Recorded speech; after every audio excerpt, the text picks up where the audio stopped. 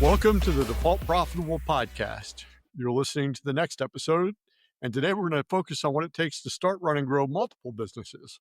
Some successes, some failures, and some stories. I'm your host, Matt Nettleton, and today my guest is Derek Hammer. Derek, welcome to the show. Hi, thanks for having me, Matt. No problem. Hey, we tried to get this together in the fall. We just got together now. Why don't you take a couple minutes, introduce yourself before we get into the companies, and we'll start there. How's that sound? Sure. Yeah. I'm the owner of the Hammer companies, four different brands. The oldest being Hammer Lighting and Grip. The next one in line was Rob's Rain Hats, shortly followed thereafter by Camera Partners, and then finally Hammer Metalworks. Okay. So let's start at the beginning. How did you get into the first business? Sure. Well, my training in college was in radio, film, and TV production. So I started out working video production as a cameraman and lighting guy. And in the early 2000s, a customer of mine came along and said, "Hey, I have some equipment I want to sell. Are you interested in buying?" So we started Hammer Lighting and Grip sort of by default when we acquired that stuff in 2002. Okay. And what were you, so in 2002, were you fresh out of college? Sure. Yeah, I've been out of college about 5 years, and so that sort of that arm of the business really focuses on providing equipment, but not labor, to people who make television commercials and TV shows, and things like right now, the our local famous WNBA player in town does a lot of commercials. So we do, or our customers are making those, and we're participating by renting equipment to them to help them get the job done. All right. So what was business number two then? Business number two was Rob's Rain Hats. So the story with Rob's Rain Hats sort of goes that uh, Rob Scott was a friend of mine, and from Central Florida. He made a product that we got to be friends through buying the product from him. And in 2018, he called me and he said, "Hey, I saw on Facebook the other day that you were doing some welding in your shop, and we were repairing a truck or a piece of equipment or something in the rental side of the business."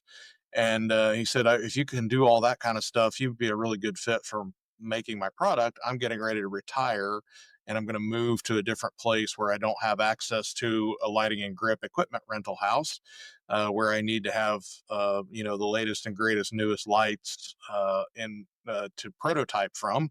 So this would be a really good fit for you because you're a metal fabricator and you also have a lighting equipment rental company, and you can kind of pick up the torch and carry it and keep serving my old customers and keep making my product."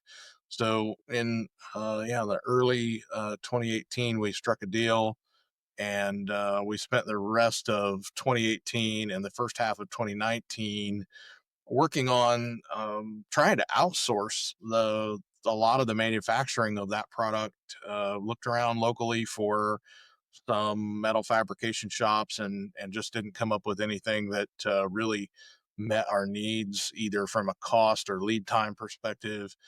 And at that time, I guess that was when I sort of realized that, oh, hey, there's a hole here. There's a hole in the market. Um, and that no one's filling. So but that was where the idea stopped at that point in time. We didn't act on it right then and there. Cruising on into 2019, Camera Partners is a division of the business that really just focuses on camera equipment rental to the same industry as the lighting and grip company. That was a company that I bought from a couple gentlemen locally who had started it, had run it for a year or two, and said, "Hey, we just don't have the bandwidth, the resources to take this thing to the next level and do what needs to be done with it." Um, and we're therefore looking for a buyer. And I was looking to expand and do some additional revenue streams. So it was a good fit for us because we already had a lot of experience in the rental business. It just folded right in. Um, so 2019 was a pretty big year for us from an expansion standpoint. Going into late 2019, we had a lot of purchase orders on the books, or potential purchase orders. We'd been promised a lot of sales in the beginning of 2020, and we all know what happened then. Um, the It was terrible. Um, It was unbelievable. It shut down everything. Everything. Yeah, it was I hate that I've grown to hate the phrase, the word unprecedented, because I've already driven these companies through an unprecedented recession, or at least unprecedented during our generation's time, and then I've now steered us through an unprecedented pandemic, and I don't think I can handle one more unprecedented disaster. But it's well, we're cruising along now. So yeah, early 2020, cruising into January, February of 2020, things are looking good. We're thinking things. We got this little COVID thing floating around back here in the background. We're watching it, and then March 15th, it was sort of like an atomic bomb went off here. I walked into my head rental agent, and she sort of plays double duty as our accounts receivable, accounts payable person, does accounting as well. And she had her head in her hands and was in tears, and said, "Hey, you know what? Every job we have had on the books has canceled, um, and you're going to have to lay us all off because there's no way you can make this go." And so we molded over for a couple of days. I got some things in line. Um, my old tenant in the other end of the building was a company called Green Bean Delivery. Green Bean did home grocery delivery Yeah. before anyone had ever thought of DoorDash or Shipped or any of these other services we use today, and they exploded overnight. And so all I was lucky that I was able to. Those guys picked up everybody that worked here, because they knew them and had some prior experience with them. So they picked them all up and hired them on the next day after I laid them off. So it was pretty awesome. It felt really great to be able to do that with my team and find them a home. And they weren't making as good of money as they were making here, and it certainly wasn't in their chosen career field. But they at least they had a little bit of a revenue stream and keep the lights on at home and keep feeding their families. So that still today feels like one of the most triumphant things that I've done ever as a business owner. Um, It is amazing the joy business owners get from taking care of their people. yeah, yeah, it really is. I mean, they're the cliche as it may sound, they're the lifeblood of our business, and Yeah. without them, I'm nothing. I just sit here and bid jobs and do all the managing stuff. But at the end of it all, if it's not for those folks that are out there, sort of the boots on the ground folks, you don't get anything done. Yeah. So let's go back to 2002, right? Yeah. When you got approached by your friend who wanted to sell you the lighting and the grip stuff to start your business. What was it that led you to go, yeah, this is a good idea. I'm going to do this. What? Yeah. Well, I had I mean, going back even further, I guess, in my life, I when I was still in high school, I had started a business building kites with a buddy of mine because we seemed like we could. I just always wanted to, like, sell stuff. I wanted to make things and sell them, and then that same buddy and I started a lawnmower repair business. We would just ran around town and picked up junk lawnmowers at garage sales and fixed them and sold them. I guess for us, it was just a way to pay. I paid for my first car that way. I learned very young that if you work hard, you get things, and I really liked having things. And sort of got I got addicted to the sort of the hamster wheel of owning a business and getting the reward. It's like every time I do a good thing, I get a piece of cheese from the and so I'm just a mouse running, the hamster running the wheel, and Hit the it's like, button, get the food yeah, pellet. Hit the button, get the food pellet. exactly. So yeah, and then I started another company early on in college called Complete Car Cleaning, running doing car detailing out of a barn in the back of my parents' property. Just taking in friends and family and locals. The word started to travel, and all of a sudden I've got more cars to detail than I want. And I just paid my way through college that way. I didn't grow up with a silver spoon. I didn't have anyone to fund my anything. My parents were of uh, factory worker means. They didn't have a lot of extra money to help fund me starting a business or anything. So I just had to make a go of it on my own and do what I could do. And um, ultimately the college thing, I had a couple of other jobs. I worked in a grocery store and a stereo shop and did some of that stuff. But what I found out very quickly was that if I wanted to be involved in all the things that I wanted to do on campus, I couldn't do that with those regularly scheduled jobs because I couldn't make my own schedule. And the car detailing business allowed me to set my own schedule and do it when I had time. As a busy college kid, that was pretty attractive and pretty cool. So yeah, I started that, and then I going on to 2002. I had worked after I got out of college for 4 or 5 years there as a freelance lighting technician and camera guy, and I had been working with some other equipment rental companies equipment. And I found some frustrations along the way with some of those. And I think that's probably, as I've taken a couple of personality tests and kind of delved um into my things, I've learned that really what I am is a fixer. I like to repair things, and it doesn't matter whether that's a broken lawnmower or if that's a dirty car or if that's a broken business. And um, my competitors were really broken. They weren't doing things the right way, in my opinion. That my right way is, I don't know, it's my way, right? Right. Well, pretty much, I think this is episode like 137. And I think 135 of the episodes feature people saying all my competitors were dumb and they weren't doing it the way I thought it should be done. Yeah. And so I Yeah. just decided that I would do my own thing. Yeah.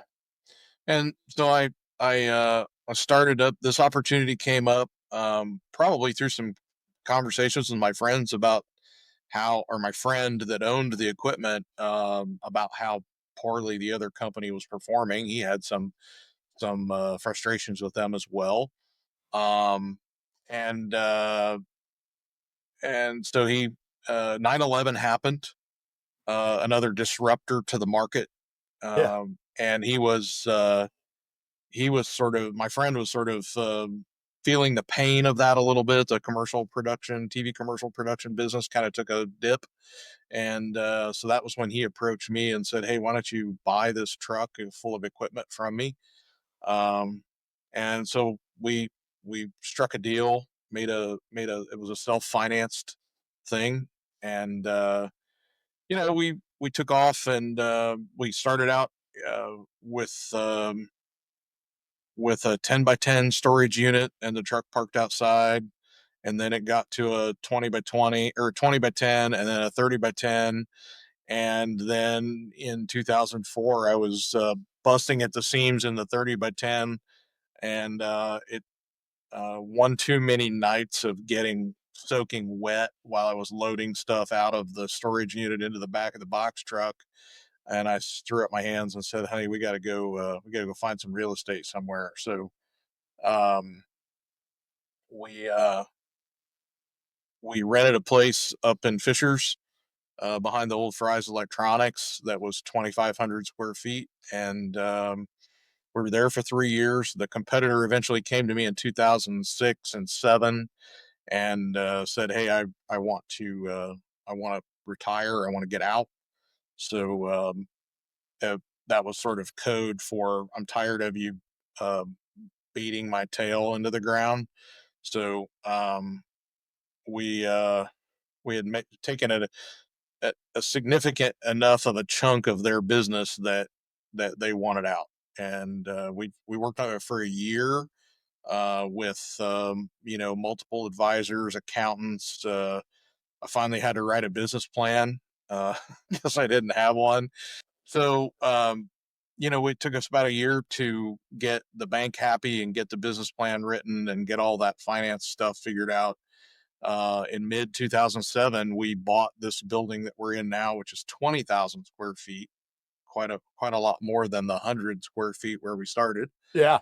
And then we just cruised along. We of course we bought that boy right at the beginning of the recession. Boy, was that tough. The first couple of years after acquisition of the building and the competitors' equipment, moving all that stuff in here into this building together, man, it was tough. I mean, I it took us until 2010 to really start being able to come up for air. Um, then there were a couple of tough times. I never paid a bill late. I never missed a loan payment. That's just not in my psyche. But I did have a couple of scary situations where the banks at the time were very, very skittish. They were having a lot of customers default on loans. So they came knocking at our door one day and sent some goons in here to talk to me and threaten me and tell me how I should run the business and all these other things. I basically looked at them and said, "Well, if you can run it better than I can, then you should just take it and run it." And That wasn't what they were looking for? that wasn't really what they were hoping they would get, but it's what they got. Yeah. Uh, So let's start back yeah, when 2002, it sounds like you didn't have a business plan really. no, And so it was there's in my head. what? It was in my head. It was in your head. You had thought about it. It Yeah, was it a good wasn't on idea. paper. Yeah. Yeah, So, three things that people have said repeatedly that you should have when you start a business is you should have a good business plan, you should have 6 months savings, and you should have a clear understanding of your market. And yeah. if I were to go back through all the people I've interviewed, I think one person had each of those, but the rest had none. Hmm, interesting. So, how would you rate yourself on that scale? It sounds like you didn't have a plan. I I I knew my market intimately, Yes, because you were working in it right? pretty actively. So I knew the market like the backside of my hand. Um, I did not have a business plan written on paper, but I certainly had a very good sense in my head of where I was going and what I needed to accomplish. Um, and being at the time, it was just me. I didn't have any employees. That Um, makes it easier. so I was going out on jobs, and then at the end of the day, I would go out on a job for customer A with a load of equipment. I would come back at the end of the day. I would reload the truck and go out the next day for customer B and work 2 or 3 days with them, and then come back and reload and go out with customer C. So it was just me um, until I made that acquisition in 2007. So, what what things, if you look back to that time from 2002 to 2007, when it was just you, what things do you wish you had known that you learned later that would have made your life easier? Um, I think looking back now is it probably the it was really hard to hire people to help me. To I punished myself really hard, and I sacrificed a lot of time with my family. I sacrificed a lot of time with like personal time and just the early part of my 20s, mid 20s. I gave up a lot of time with friends because I was working so much, Yep. and I'm probably still paying the price for that.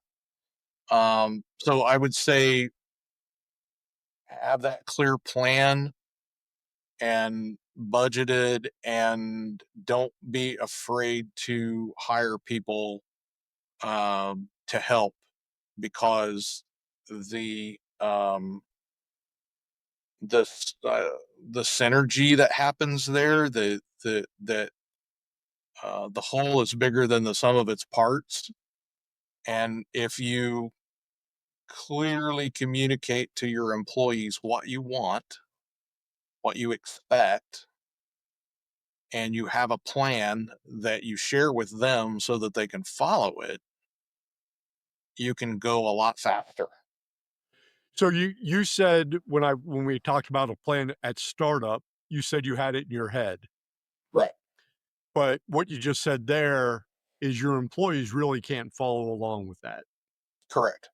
If So you don't that if you don't share the plan, right, you can't even get though mad. even after 2007, I didn't really have any coaching from anyone to say, "Hey, you know what? You need to share this plan with your employees." I was always afraid of sharing the numbers Yeah. and showing them what the numbers were going to be, and for fear that somebody would, you know, be offended about how much they were getting paid or whatever else. But now, I have a business coach, and I use that coaching firm.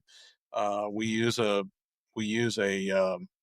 business plan every quarter. We review it, and we sit down for a whole day at a retreat, and we go through the business plan. It's a very, very abridged version. It's a single sheet business plan, but we go through all of that, and we set goals. We set what we call the quarterly action plan, Yep. and we share that out. And then we also ask employees to do those same things themselves. Yeah. Um, and I frequently ask my employees, where do you see yourself in this company 3 years from now? What do you want to be doing, and what would make you the happiest? I mean, I think that's the other thing I didn't realize too, is that if you if you create a culture that keeps people happy, um, it's pay is definitely not everything. People want to be happy at work, and that doesn't mean that they don't have to work. It just means that they feel appreciated. They feel like they have a good direction, and that somebody's giving them the tools they need to get their job done right. Yeah, I think the way I heard it explained to me was that people want to be doing things that are interesting Yeah, and challenging and bigger than themselves. yeah. And they love these, that quarterly meeting's a beautiful plan to let people see how they fit into the market. So as we kind of pull pull to the end of this, you've done well and you've grown. If you were to go back to that first day, the night before you actually shook hands on the first purchase of equipment, and say to yourself, 2025, Derek gets to talk to 2002 Derek. Says, hey, tomorrow you're going to go get that equipment. It'll be fine. Everything works out. But while there's a million things you can do tomorrow, here's what you should focus on first. Where would you focus first? Um, I would have probably, that's the biggest overarching thing that I would say is I wouldn't have gotten in a business that's such a narrow and niche market. I would have probably chosen an industry that had more room for growth. And I didn't spend enough time even though I was very intimately in tune uh, with the market. What I failed to realize, partly just because I was a youngster and I thought it was all way bigger than it really is that there was a limited opportunity for growth.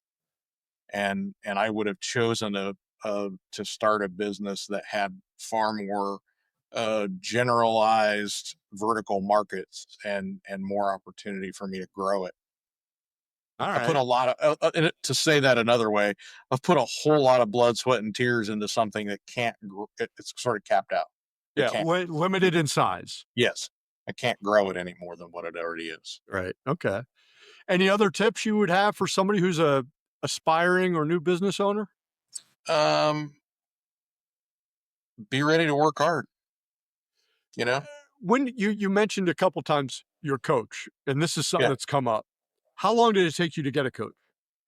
I hired a coach in the fall of 2020.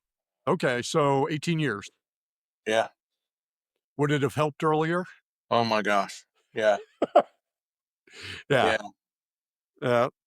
So Yep.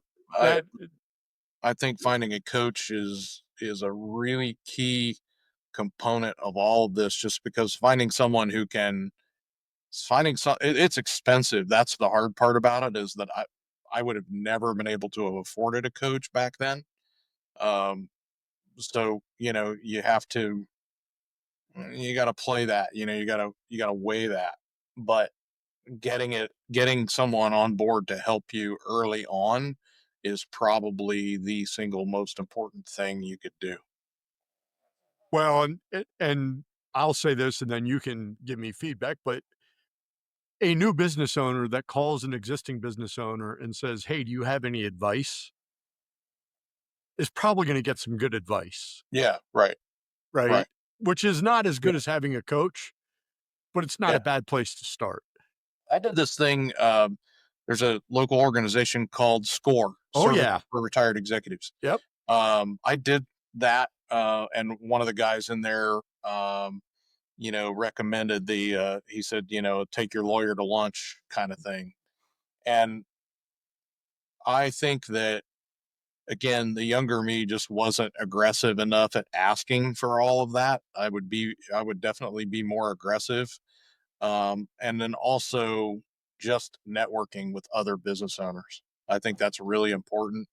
That's how you and I got Yep. connected. And I think that that's one thing my business coach has opened up for me too, is a whole new list of people that he knows, that he's gotten me into some business networking groups. Getting into the right ones is the important thing. There's a lot of business networking groups out there, and a lot of them are a total waste of your time. So you got to make sure you get into the right ones, the good ones, and that